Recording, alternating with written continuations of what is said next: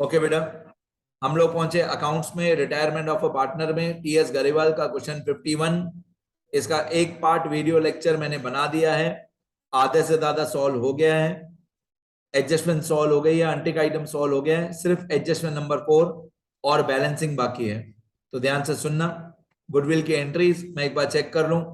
Goodwill of the firm is valued at 112500। तो goodwill की entries और उसकी पोस्टिंग की है, हाँ की है हमने। ये गुडविल की एंट्रीज भी हमने कर दी है, 33750, 11250 और 22500 गुडविल की एंट्रीज कर दी है। हाँ, गुडविल की पोस्टिंग हमने कर दी है, राइट। अब हम लोग आ गए, एडजस्टमेंट नंबर 1 गुडविल वाला हो गया है, फिक्स्ड एसेट्स वाला सेकंड एडजस्टमेंट हो गया है, स्टॉक वाला थर्ड एडजस्टमेंट हो गया है। अब पहुंचे हम फोर्थ एडजस्टमेंट पे। वाई बी पेड, वाई मतलब जो पार्टनर रिटायर हुआ, Y be paid amount brought by X and Z so as to make their capital proportionate to their new P&L ratio। मतलब जितना पैसा हम Y को पे करेंगे उतना ही पैसा X और Z लेके आएंगे।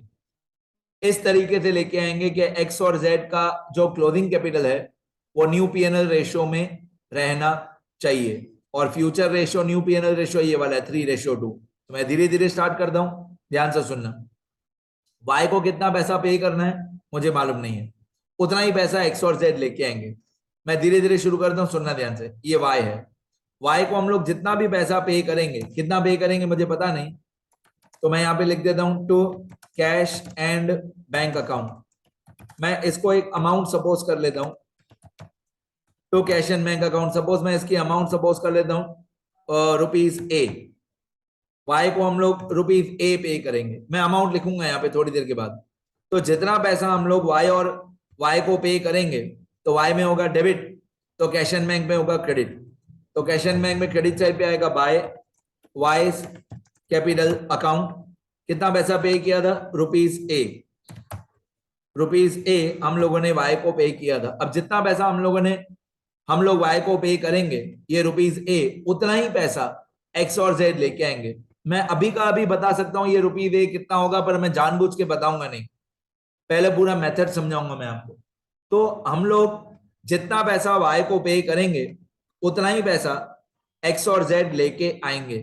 तो मैं यहां पे कैश अकाउंट में डेबिट करूंगा, कैश अकाउंट में मैं लिखूंगा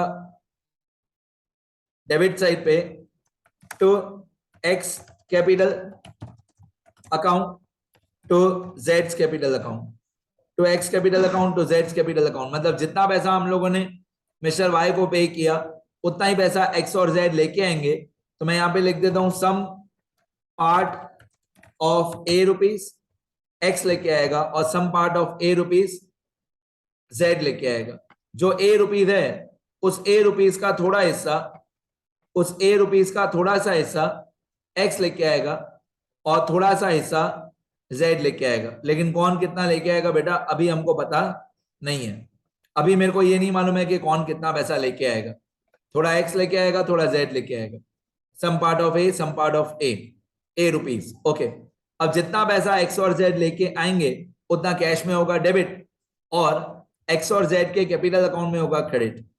एक्स और जेड के कैपिटल अकाउंट में क्रेडिट साइड पे by cash and bank account, by cash and bank account some part या पोर्शन ऑफ ₹A कौन लेके आएगा, एक्स लेके आएगा, और some portion of ₹A Z लेके आएगा।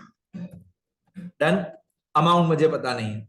इस तरीके से लेके जितना पैसा वाई को पे करना है उतना ही पैसा एक्स और जेड लेके आएंगे।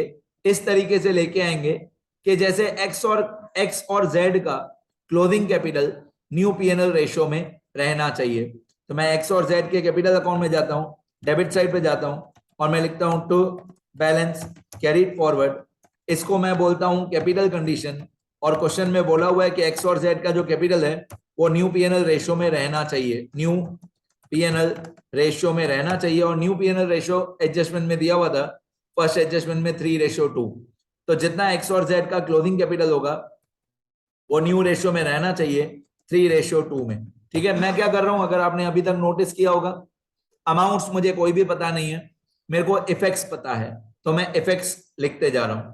पहले मैंने वाई को पैसा पे किया, वाई को पैसा पे किया तो कैपिटल में हुआ डेबिट, वाई को पैसा पे किया तो वाई के कैपिटल में हुआ डेबिट, ये ए रुपीस, और कैश अकाउंट में हुआ क्रेडिट ए रुपीस। तो सबसे पहले मैंने वाई को पैसा पे किया, Y capital account debit to cash. फिर वही पैसा मैंने लिखा कि एक्स और जेड लेके आएंगे, तो कैश में मैंने लिखा डेबिट, कैश में debit to X and Z, और एक्स और जेड में मैंने क्रेडिट किया, एक्स और जेड में मैंने क्रेडिट किया बाय कैश एंड बैंक। ठीक है। फिर लिखा हुआ है कि एक्स और जेड का जो क्लोजिंग कैपिटल है वो न्यू पीएनएल रेशियो में रहना चाहिए। तो मैंने एक्स और जेड के कैपिटल अकाउंट में लिखा टू बैलेंस कैरिड फॉरवर्ड। यहाँ पे जो भी इनका क्लोजिंग कैपिटल आएगा वो 3/5, जो भी क्लोजिंग कैपिटल आएगा उसमें से 3/5 क्लोजिंग कैपिटल एक्स का होना चाहिए, और जितना भी टोटल क्लोजिंग कैपिटल होगा उसका 2/5 जेड का क्लोजिंग कैपिटल होना चाहिए। मुझे ये भी नहीं मालूम है कि क्लोजिंग कैपिटल कितना होगा, वो मुझे पता नहीं है। ठीक है। अब ये जो क्लोजिंग कैपिटल आएगा एक्स और जेड का, ये कैपिटल अकाउंट में होता है डेबिट, और बैलेंस शीट में लायबिलिटी साइड पे होता है क्रेडिट। तो मैं बैलेंस शीट में जाऊंगा, न्यू बैलेंस शीट में लायबिलिटी साइड पे जाऊंगा, मैं लिखूंगा पार्टनर्स कैपिटल अकाउंट, एक एक्स और एक जेड, एक एक्स और एक जेड, और मैं टोटल कैपिटल कितना आएगा पता नहीं, यहाँ पे टोटल कैपिटल एक्स और जेड का कितना आएगा पता नहीं, लेकिन जितना भी टोटल कैपिटल आएगा एक्स और जेड का, जितना भी बैलेंस शीट में टोटल मिला के एक्स और जेड का कैपिटल आएगा, इस टोटल कैपिटल को मैं 3:2 में डिस्ट्रीब्यूट कर दूंगा। ये जो भी टोटल कैपिटल आएगा एक्स और जेड का, उसका मैं 3/5 और 2/5 करूंगा, तो एक्स का कैपिटल और वाई का कैपिटल आ जाएगा 3/5 और 2/5। अमाउंट्स मुझे फिलहाल पता नहीं है, फिलहाल मैं सिर्फ एंट्रीज करते जा रहा हूं। और मैंने लिखा कि क्लोजिंग कैपिटल एक्स और जेड का न्यू पीएनएल रेशियो में होना चाहिए। डन। आगे। ठीक है। तो यहां पे लिखा है Y to be paid amount, Y be paid amount, तो वाई कैपिटल में डेबिट और कैश में credit. Brought by X and Z, उतना ही पैसा एक्स और जेड लेके आएंगे, तो कैश में डेबिट, एक्स और जेड में credit. To make their capital proportionate to the new PNL ratio, मतलब एक्स और जेड का क्लोजिंग कैपिटल रेशियो में होना चाहिए, तो एक्स और जेड का क्लोजिंग कैपिटल कैपिटल अकाउंट में होगा डेबिट, और बैलेंस शीट में लायबिलिटी में होगा क्रेडिट।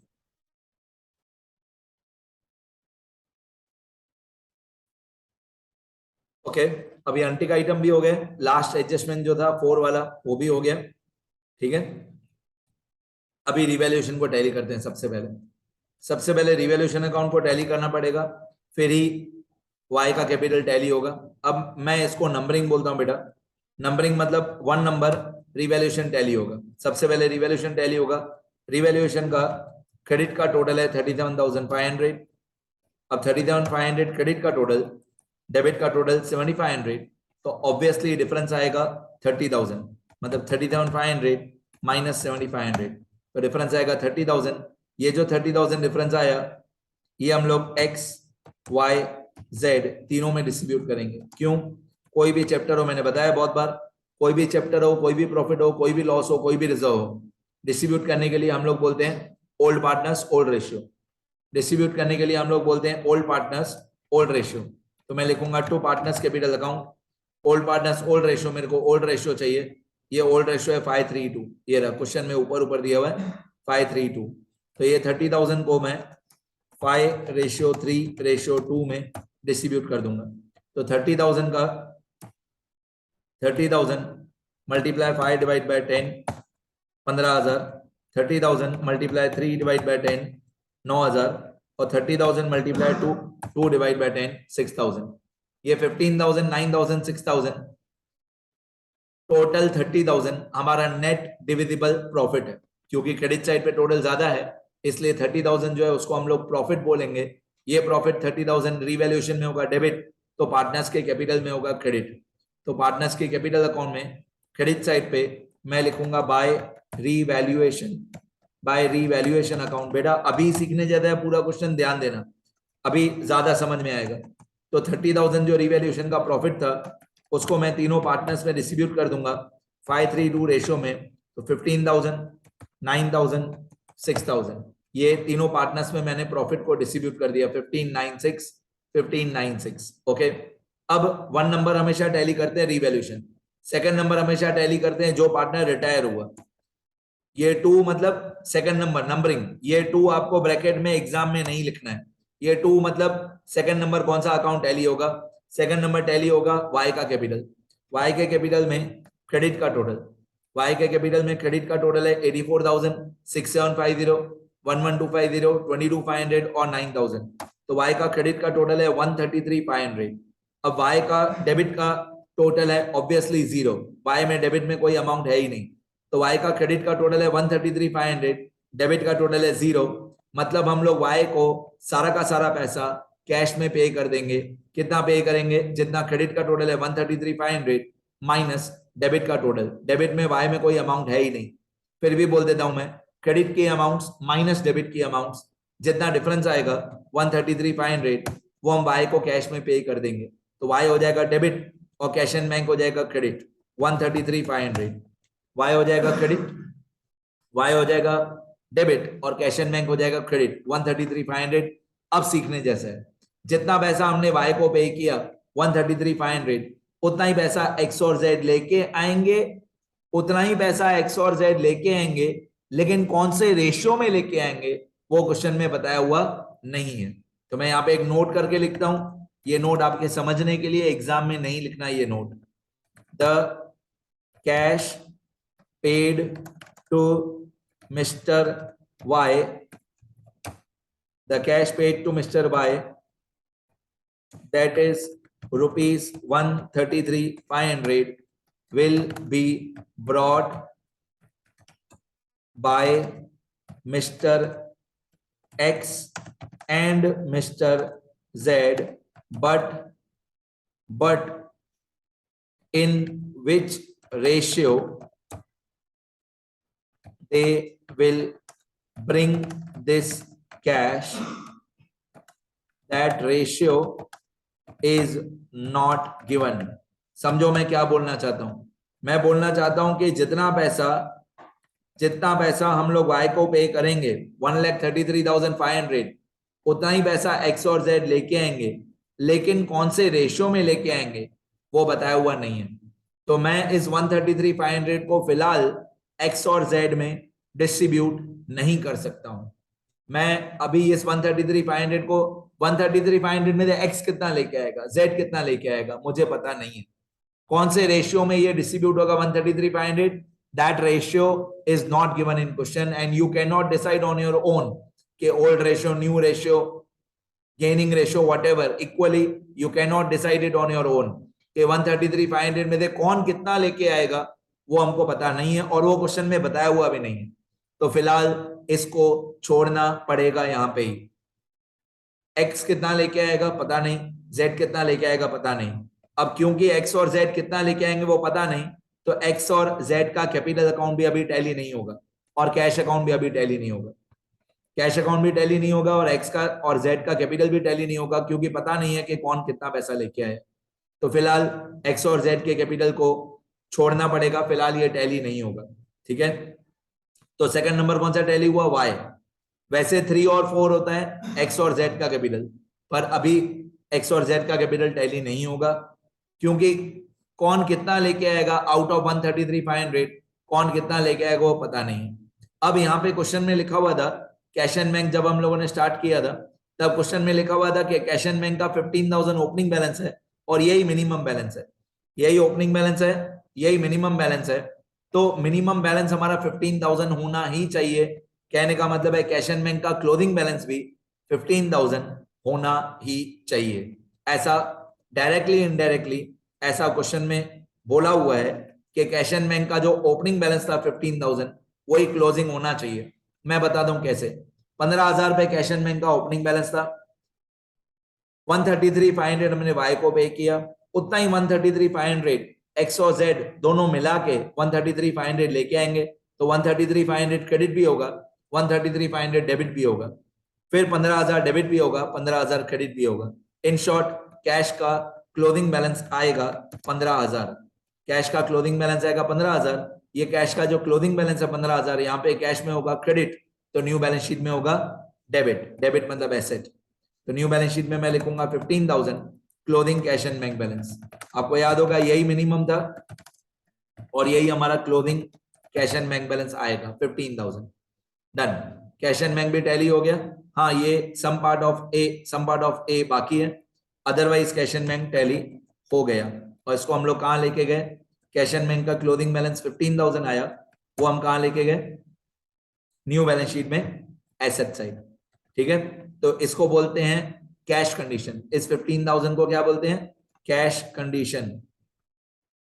मेरी भाषा में इसको कैश कंडीशन बोलते हैं। क्यों कैश कंडीशन बोलते हैं, कि क्लोजिंग कैश बैलेंस 15,000 रुपए होना चाहिए, इसलिए इसको कैश कंडीशन बोलते हैं। और मेरी भाषा में इसको कैपिटल कंडीशन क्यों बोलते हैं, एक्स और जेड के कैपिटल को कैपिटल कंडीशन इसलिए बोलते हैं कि एक्स और जेड का क्लोजिंग कैपिटल रेशियो में होना चाहिए। कैपिटल रेशियो में होना चाहिए मतलब कैपिटल कंडीशन, और कैश की अमाउंट 15,000 रुपए क्लोजिंग बैलेंस होनी चाहिए मतलब कैश कंडीशन। इसलिए मैं इस क्वेश्चन को बोथ कंडीशन बोलता हूं, कैपिटल कंडीशन कैश कंडीशन, मतलब दोनों को मिला के बोथ कंडीशन। डन। अब कैश का बैलेंस भी मैं लेके गया कहां पे, न्यू बैलेंस शीट में एसेट साइड। ओके, तो 1 नंबर कौन सा टैली किया बेटा, 1 नंबर टैली किया रिवैल्यूएशन। रिवैल्यूएशन में डिफरेंस आया 30,000। ये 30,000 हम लोग लेके गए पार्टनर्स के कैपिटल में क्रेडिट साइड पे, 15,000, 9,000, 6,000। फिर सेकंड नंबर हमने टैली किया वाई को, वाई का डिफरेंस आया 133,500, उसको कहां लेके गए, कैश में।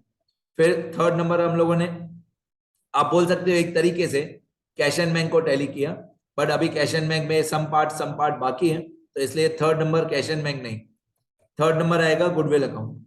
अभी थर्ड नंबर हम गुडविल अकाउंट को टैली करेंगे, थर्ड नंबर हम गुडविल अकाउंट को टैली करेंगे, लेकिन गुडविल अकाउंट में कोई भी एंट्री ही नहीं है, ना डेबिट साइड पे कोई एंट्री है, ना क्रेडिट साइड पे कोई एंट्री है।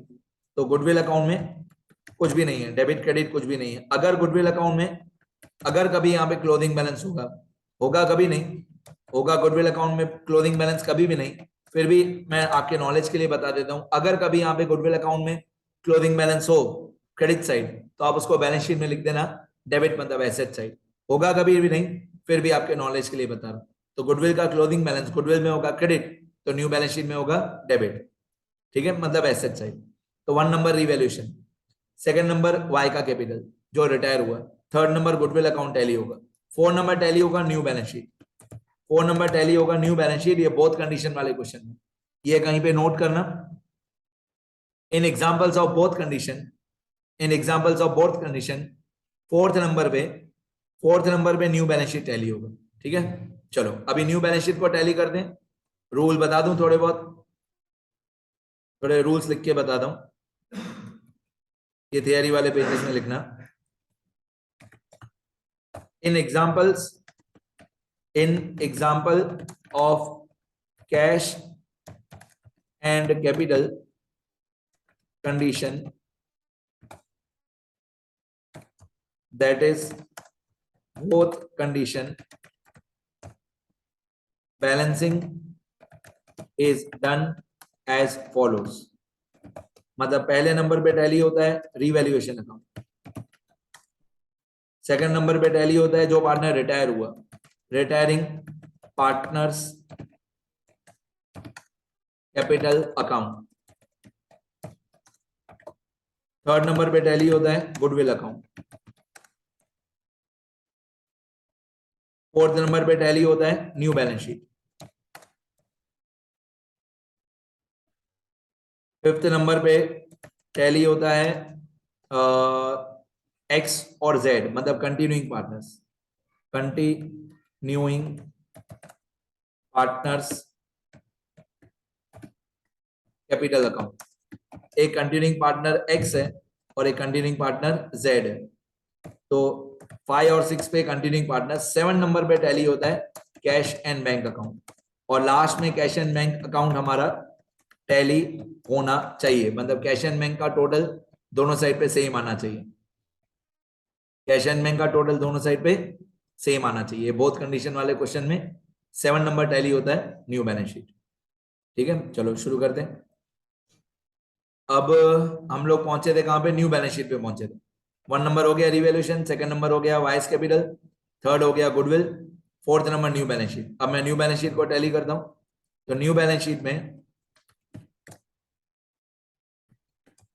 पहले हम लोग आ जाते हैं एसेट साइड, टोटल करते हैं एसेट साइड का, ये एसेट साइड, एसेट साइड पे 1 2 3 4 ही अमाउंट है न्यू बैलेंस शीट में, इक्वल टू सम ऑफ 2,25,000 और 75,000 और 97,500 और 15,000। तो एसेट का टोटल है 412,500। अब लायबिलिटी का टोटल, लायबिलिटी का टोटल 45,000, 45,000 में दो ही अमाउंट है, ठीक है। खास करके बोथ कंडीशन वाले क्वेश्चन में, खास करके बोथ कंडीशन वाले क्वेश्चन में अनटिक आइटम लिख लेना। जैसे हम लोगों ने डेटर्स पहले से ही लिख दिया है, क्रेडिटर्स पहले से ही लिख दिया है, एम्प्लॉय प्रोविडेंट फंड पहले से ही लिख दिया है, अनटिक आइटम पहले लिखना। बोथ कंडीशन वाले क्वेश्चन में अनटिक आइटम नहीं लिखोगे सब गलत हो जाएगा। ये भी मैं नोट करके देता हूं नीचे रूल्स में, अनटिक आइटम पहले लिख लेना। ये रूल्स में नंबर 5 नंबर 4 करके मैं लिखता हूं, in example of both conditions, in example of both condition, write the untick items first in the new balance sheet, write the untick items first in the new balance sheet, then balance the, then find the difference, then find the difference of the new balance sheet, ठीक है। in examples of both conditions, write the untick items first in the new balance sheet, then find the difference of new balance sheet। तो अभी मैं new balance sheet का difference निकालूंगा। New balance sheet में asset side का total आ रहा है 412500, liability side का टोटल आ रहा है 45,000। अब डिफरेंस निकालेंगे तो 412500 माइनस 45,000, ये आ गया 367500। ये टोटल क्लोजिंग कैपिटल है 367500। इस 367500 को मैं ए और बी में डिस्ट्रीब्यूट कर दूंगा 3:2 में। तो पहले बैलेंस शीट टैली होगा, 367500 आएगा, फिर इस 367500 को न्यू रेशियो में, एक्स और जेड के न्यू रेशियो में मैं डिस्ट्रीब्यूट करूंगा। तो 367500 मल्टीप्लाई बाय 3/5 और 367500 मल्टीप्लाई बाय 2/5। तो एक आया 220,500 और एक आया 1,47,000। ये जो दोनों का क्लोजिंग कैपिटल आया 1,47,000 और 220,500, ये हम लेके जाएंगे पार्टनर्स के कैपिटल अकाउंट में। ये हम पार्टनर्स के कैपिटल अकाउंट में लेके जाएंगे, डेबिट साइड पे लेके जाएंगे और यहाँ पे लिखेंगे टू बैलेंस कैरिड फॉरवर्ड।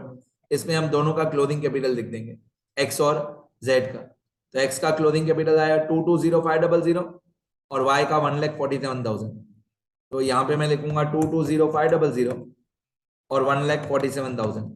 ये एक्स और जेड का क्लोजिंग कैपिटल आ गया, ठीक है। बैलेंस शीट में से फाइंड आउट हुआ 220,500 और 1,47,000।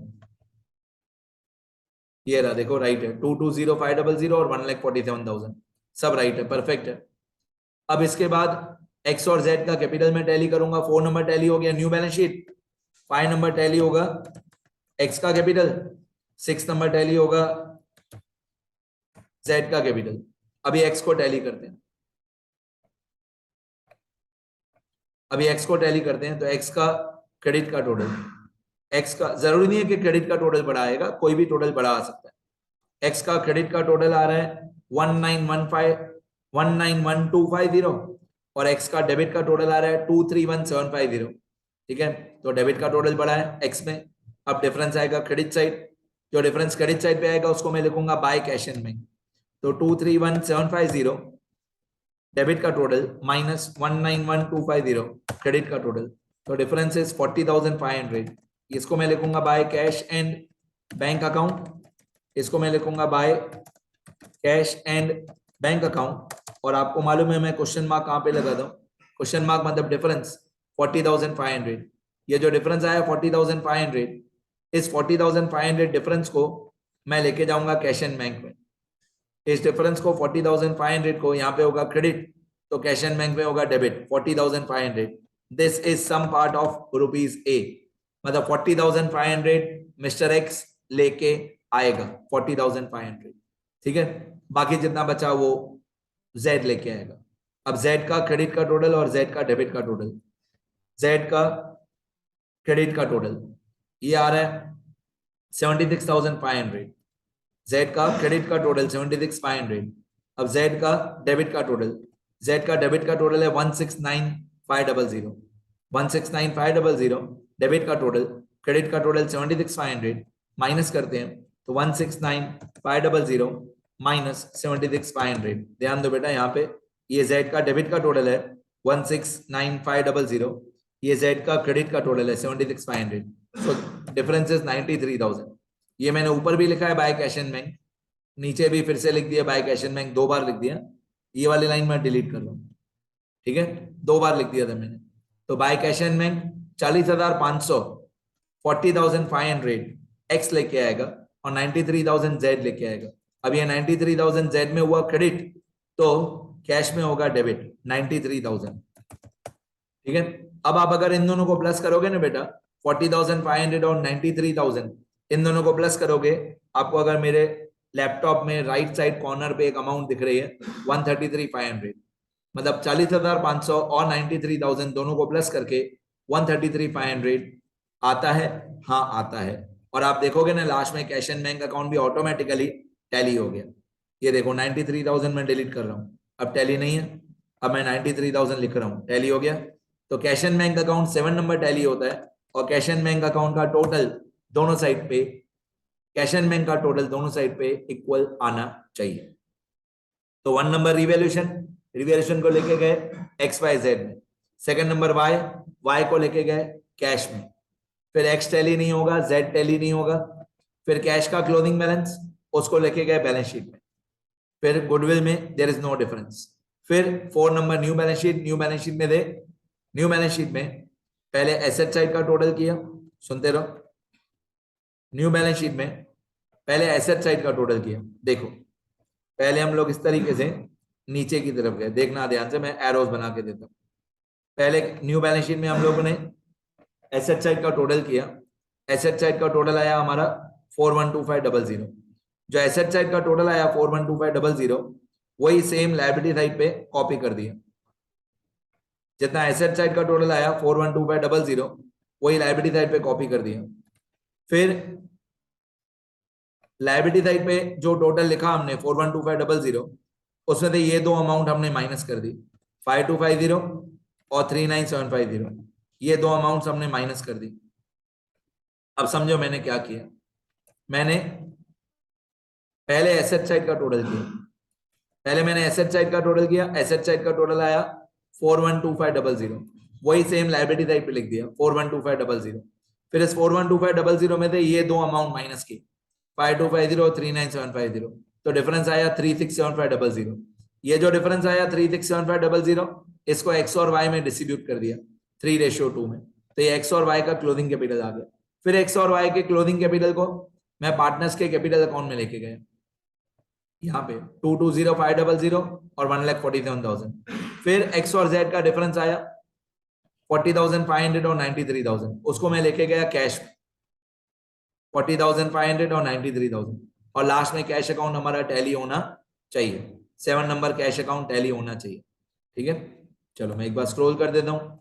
यही वीडियो लेक्चर बहुत इंपॉर्टेंट था, मैंने बहुत बार रिपीट कर दिया जो मेरे को बोलना था, ध्यान से लिखना। इसको बोथ कंडीशन बोलते हैं, रिटायरमेंट चैप्टर का मेरे हिसाब से सबसे टिपिकल क्वेश्चन, ठीक है। लिखना अच्छे थे, मैं स्क्रॉल करता हूं। ये क्वेश्चन है, यहां तक क्वेश्चन है, ये रिवैल्यूएशन अकाउंट, ये partners capital account debit side, credit side, ये cash and bank account, goodwill account, new balance sheet,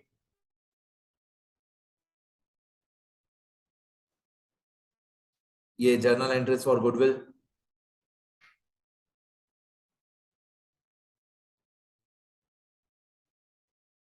ये वर्किंग नोट्स, पहले रेशियो सारे,